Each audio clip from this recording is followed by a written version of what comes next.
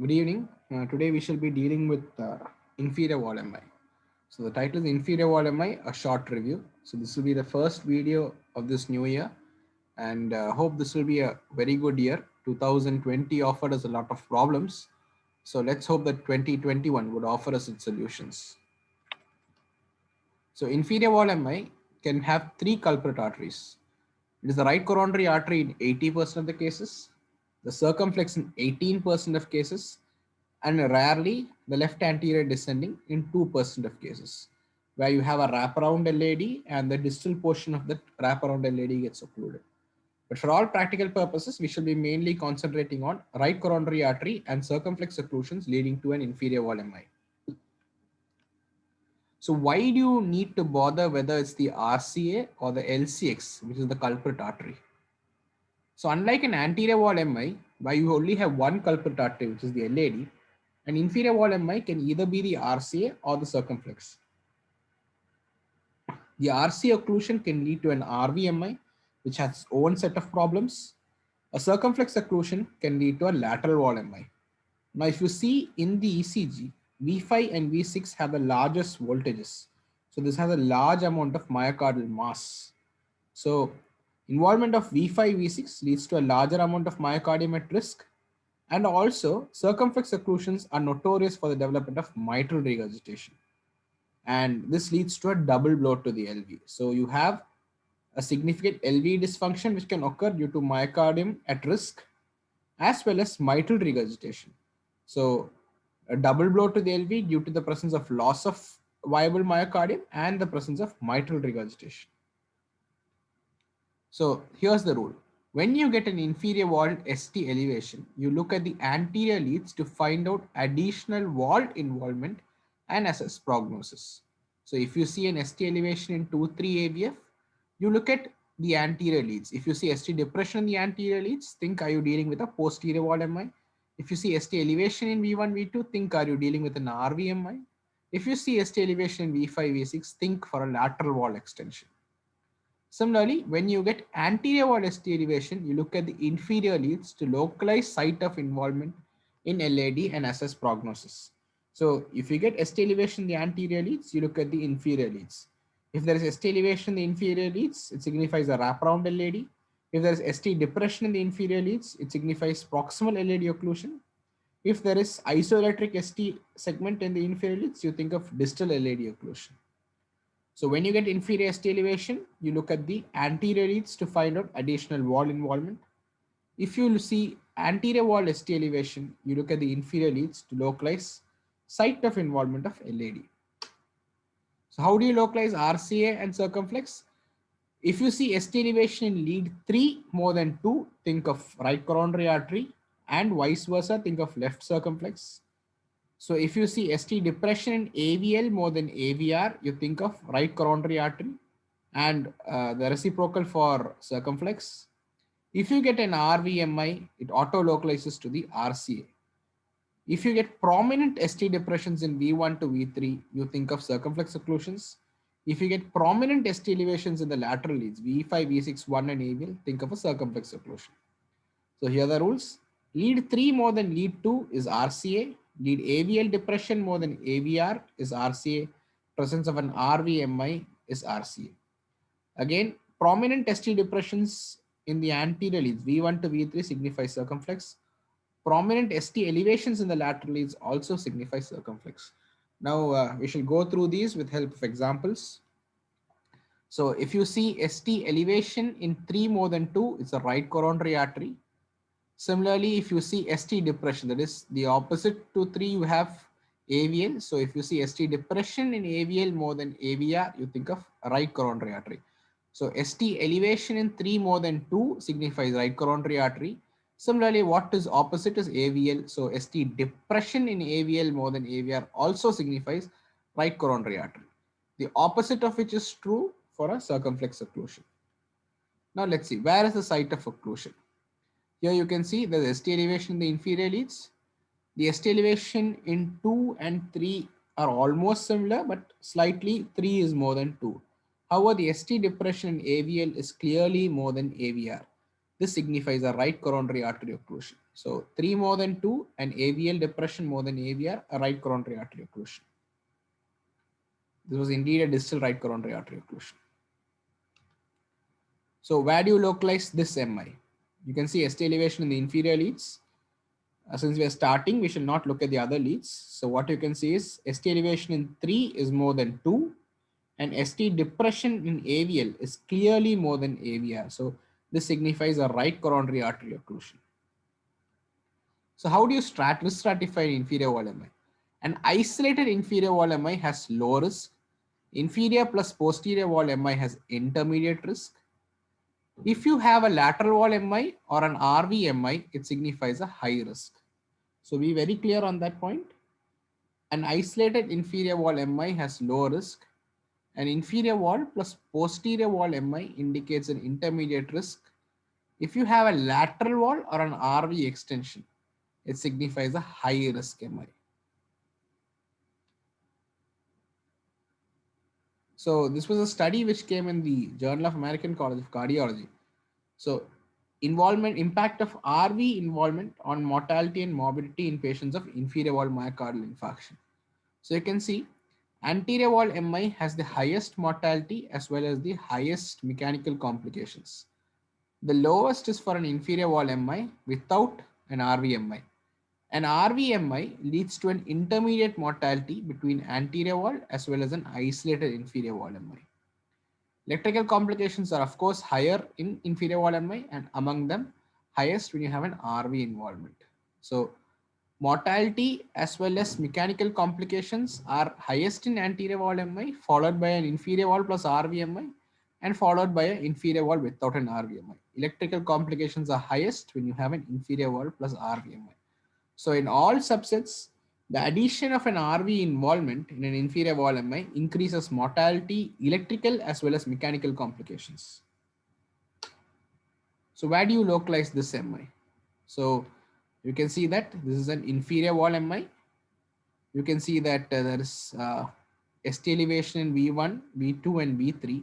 So this signifies the presence of a right ventricular involvement. So it's an inferior plus an RV MI. What is the pathophysiology? Now it's an acute total occlusion of an artery with a red thrombus. So STEMIs are due to occlusion by a red thrombus, and STEMIs are due to a white thrombus. STEMIs are due to total occlusions as well as STEMIs are due to critical occlusions. Where is the site of lesion? 3 is more than 2, AVL depression more than AVR, so it's a right coronary artery. Presence of an RVMI signifies proximal right coronary artery. So it's an inferior wall plus RVMI due to an acute total occlusion of the right coronary artery with a red thrombus. Prognosis is high risk because of the involvement of RVMI, and management is you can do a primary PCI or a thrombolysis depending on your institutional setup. Prefer a PCI if available. So site, how do you localize proximal RCA? It's by the presence of an RVMI, SA nodal conduction disturbances or atrial infarction. So the first branch is often a conus or a sino SA nodal branch.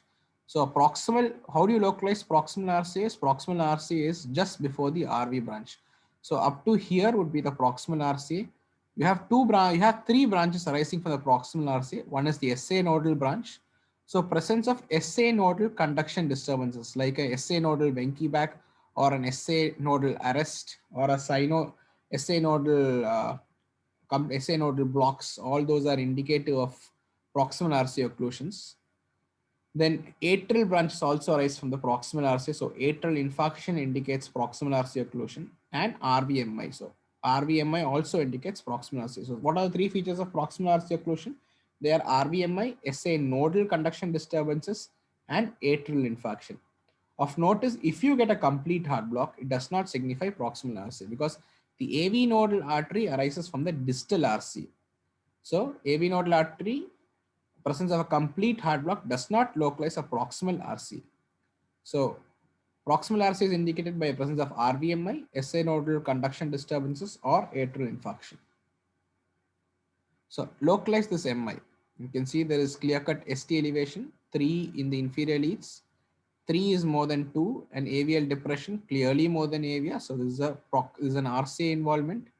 You can see there is significant ST depressions in V1, V2, V3. So we have a posterior wall MI as well.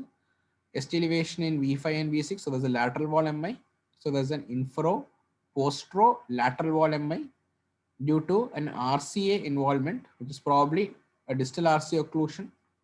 And prognosis, this prognosis is actually supposed to be bad because of the presence of a lateral wall extension. And another important feature is you can see a diffuse broadening of the QRS complex. Whenever the QRS complex becomes broader in an MI, it signifies extensive conduction disturbances and a very bad prognosis. So broadening of the QRS complex or widening of the QRS complex is a very bad prognostic indicator. And also, if you have seen the previous videos, you know this is a type 3 injury. That is, the ST elevation has involved the descending limb of the QRS complex. It has distorted the QRS complex. This signifies involvement of the Purkinje fibers. The Purkinje fibers are your most resistant area to ischemia. So involvement of that is automatically a bad prognosis. This is a case where you don't expect complete myocardial recovery, even if you do a thrombolysis or PCA. So this is an inferior wall plus posterior wall plus lateral wall MI due to a distal RC occlusion. So localize this MI. So this is an inferior wall MI and with ST elevation in 3 more than 2 and ST depression in AVL more than AVR. So this signifies an RCA occlusion.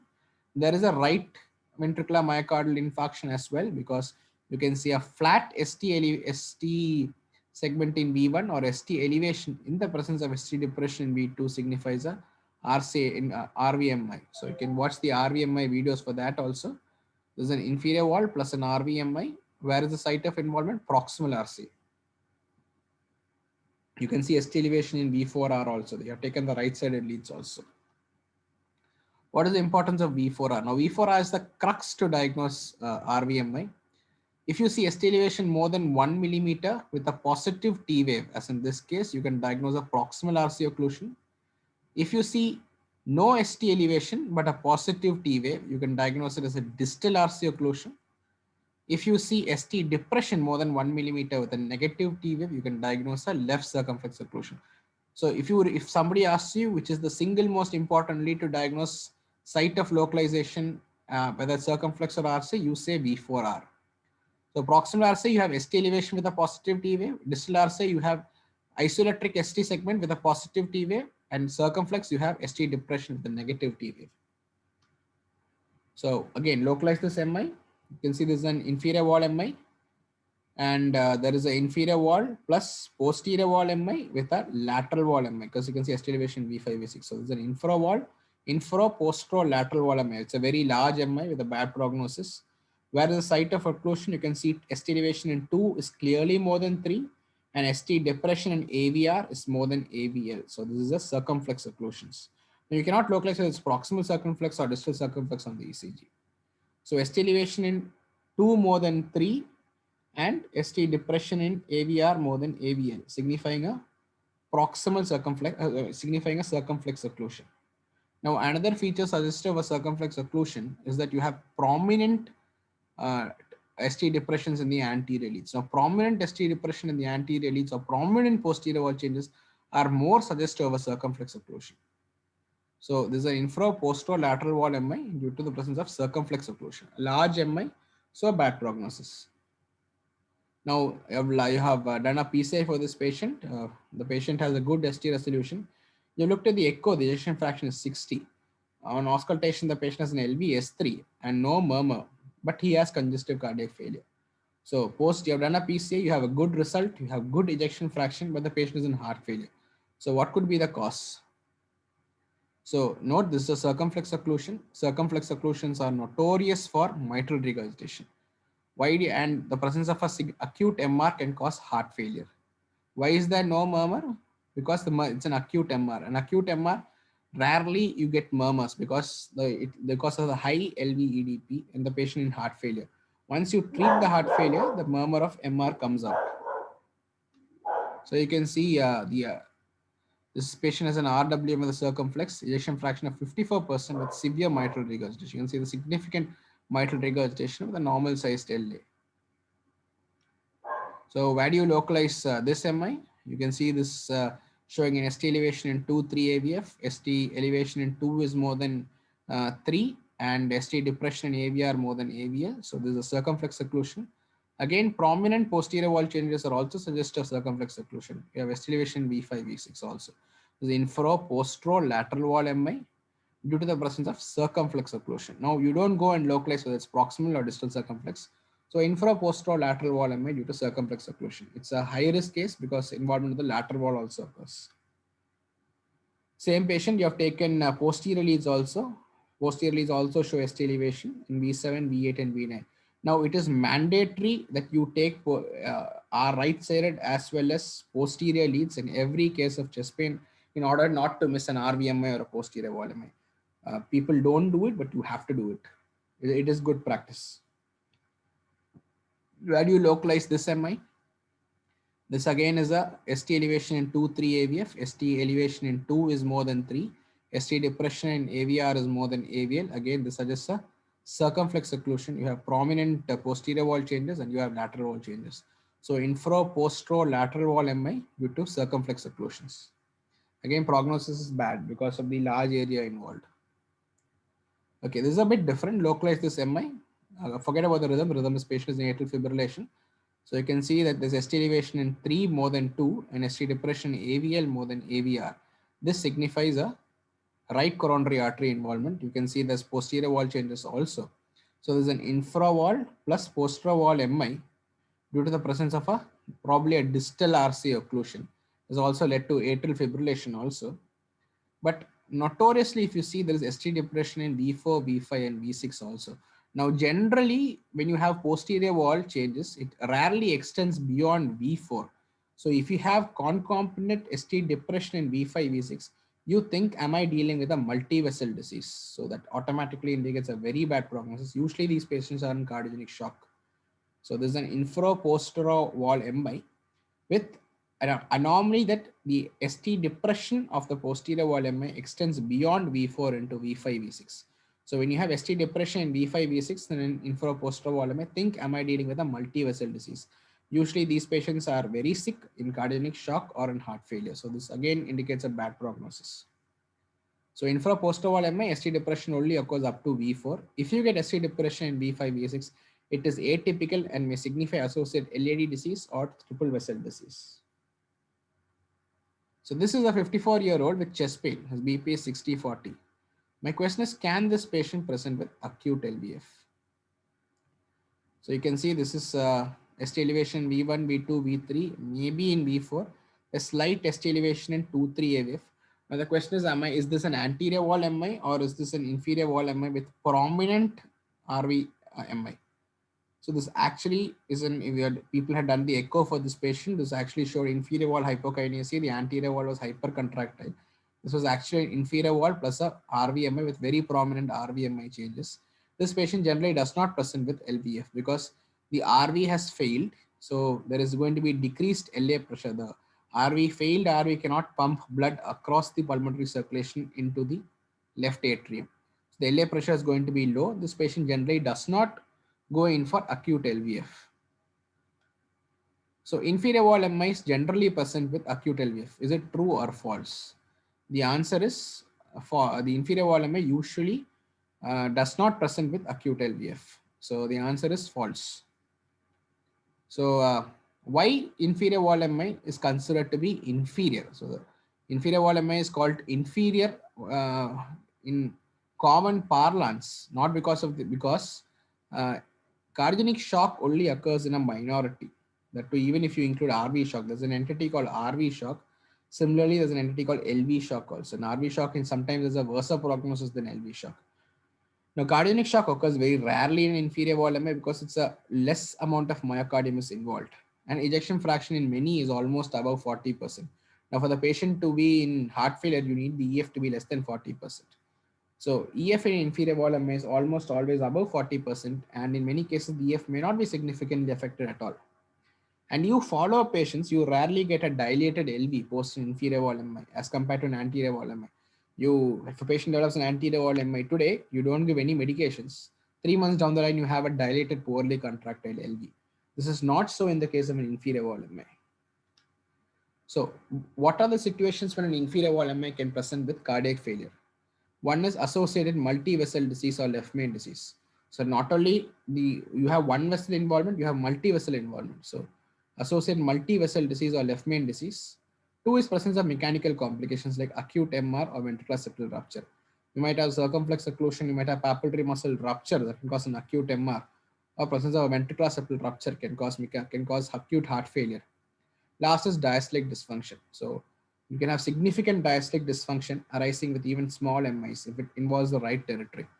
So systolic function normal, but significant diastolic dysfunction. So associated multi-vessel or left main disease, mechanical complications, or acute diastolic dysfunction. So let's look at this case. What is this case? It's an inferior wall MI. Clearly, you have RVMI also because of a very prominent ST elevation V1. Some amount of posterior wall MI because there's some ST depression here. So it's an infro postro RVMI. Automatically, it's a bad prognosis because the RV is involved. You look at the rhythm, this patient is in complete heart block. You can see that there is the P waves march through without any relationship with the QRS complex. So infro postro RVMI with the presence of complete heart block due to the presence of proximal RC occlusion. Why proximal RC? Because of the presence of RVMI. It is not due to complete heart block. Complete heart block, AV nodal artery is in the distal RC. So, does this patient require a TPA? Often no. Often no, because most of the if you're able to, you can manage most of the complete heart blocks in inferior wall MI. Just with conservative management alone, TPA is not very frequently required. The patient might have low heart rates, 37, 38, or even 40. But often you can manage them without TPA. Now, TPA is a very dangerous procedure. So try to manage them without temporary pacemaker. Of course, in some cases, you do require it. What do you expect the BP to be in this case? If you had seen my RVMI videos, you would know that this patient is expected to be in hypotension. The reason is the right atrium plays a very important role in maintaining cardiac output in an RVMI. So when you have a complete heart block, the atrium contracts against a closed tricuspid valve. This is not transmitted effectively into the pulmonary circulation. So this patient is expected to be in hypotension. So for further information, look at the RVMI videos. So a bit on complete heart block in inferior wall MI. It occurs in 5 to 10% of cases. This is suprahisian. These are suprahisian rhythms. These are very stable rhythms, and they don't go in for sudden cardiac death. That's a very important thing. So these are suprahisian rhythms. They are usually stable, and they don't degenerate suddenly into VF or asystole, and usually recover. 99.9999% of complete heart blocks in inferior wall MI recover. That's nearly 100%. And they seldom require a permanent pacemaker. So unless you have significant pre-existing conduction disease in the heart, usually they frequently recover. Seldom do they require PPI. So temporary pacemaker, you can insert it carefully in selected cases, but usually you can manage them without a TPI. They usually recover. So they are suprahisian rhythms. They are stable rhythms, and they recover in 100%, almost 100% of the cases. Rarely requires a PPI. So inferior wall MI has a complete heart block in inferior wall MI is a predictable occurrence and recovery. And that is, you have initially it starts with a first degree heart block, goes in for a second degree heart block, becomes a complete heart block. Recovery also occurs. It goes from a complete heart block to a second degree heart block to a first degree heart block, and then comes back to sinus rhythm. Anterior wall MI is highly unpredictable. It comes suddenly. These are thunderbolts in a clear blue sky. The patient might be doing well, maybe stable, suddenly degenerates into a complete heart block, may go in for asystole. Complete heart block in inferior wall MI are suprahisian stable rhythms where recovery is the rule. Anterior wall MI, they are infrahisian unstable rhythms, and invariably they require the presence of a permanent pacemaker. So inferior wall MI, complete heart block, good prognosis, 100% recovery. Anterior wall MI, complete heart block, very bad prognosis, unstable rhythms. You have to almost always put in a permanent pacemaker. What are the causes of complete heart block in inferior wall MI? One is AV nodal artery occlusion because it arises from the distal RCA. Two is increase in parasympathetic tone. This is why atropine works. You can try 1 to 2 ml of atropine when you have a complete heart block in inferior wall MI. 3 is nodal edema due to ischemia. So ischemia can cause edema of the AV node, and that can cause complete heart block, which usually recovers. And lastly, late onset conduction disturbances in inferior wall MI are adenosine mediated. That is why we give deriflin for these cases, and sometimes it works. So 4 mechanisms: AV nodal artery occlusion, increase in vagal tone. That's why you give atropine. Nodal edema due to ischemia. Some people have actually tried steroids for this. And lastly, adenosine mediated. These are late onset rhythms, and people give deriflin for that. So the recovery pattern is complete heart block, goes in for a second degree AV block, which goes in for a Wenke backing, which goes in for a first degree AV block, which goes in for sinus bradycardia, followed by normal sinusoidea. So recovery is the rule usually in complete heart block. So again, there's another example of a complete heart block in inferior wall MI. You can see the complexes are narrow. So which has a better response to lysis? So this is an inferior wall MI and this is an anterior wall MI. So my question is, which has a better onset to lysis? The answer is always inferior wall MI. So keeping all factors the same, like age and time of onset of MI, invariably inferior wall MIs have better prognosis. The reason is the success of thrombolysis depends on the time period of contact between thrombolytic agent and thrombus. And so in right coronary artery, the blood flow is continuous. So it occurs both in systole and in diastole. But in left coronary artery, the flow occurs only during diastole. So there is more period of contact between thrombolytic agent and thrombus in RC occlusions. So you can see here, the left coronary artery, the blood flow occurs mainly during diastole. So you can see here, but in right coronary artery, it occurs both in systole as well as in diastole. So there is more period of contact between thrombolytic agent and thrombus. So RCA has systolic coronary flow while left coronary artery does not. So RCA invariably responds better to thrombolytic agents. Let's look at 3 atypical presentations. There's a 60-year-old with giddiness followed by fall. This actually is an RVM, isolated RVMI. You can see elevations in V1 to V4. You might ask whether there's an anterior wall MI, but of course, clinically, you can look at elevated JVP. If required, you can take an echo. You will see a hypercontractile LAD that will help you distinguish. So 60-year-old with giddiness and fall. This was an isolated RVMI. So this may be due to occlusion of a non-dominant RCA or an RV branch or an isolated or an RV branch. So the 22-year-old farmer following bee sting develops an inferior wall MI. This is actually called as Kunis syndrome. This patient had a normal angio. What happens is the RCA goes in for spasm due to the release of histamine. So this causes RCA, the bee sting causes release of histamine, which causes spasm of a coronary artery. It can be both RCA or circumflex or LAD or left main even. This is called as Kunis syndrome, where there is a histamine mediated spasm of the coronary artery. 62-year-old Marfan syndrome, chest pain radiating back. You can see the inferior wall MI here. This was actually due to an aortic dissection, where the dissection extended into the RCA ostium. Now, dissections can extend backward into the coronary arteries also. Generally, it occurs into the RCA. Sometimes also can occur into the left coronary artery also. So if you like these videos, please like, share, and subscribe, and press the bell icon to get notified when a new video uploads. And thank you very much.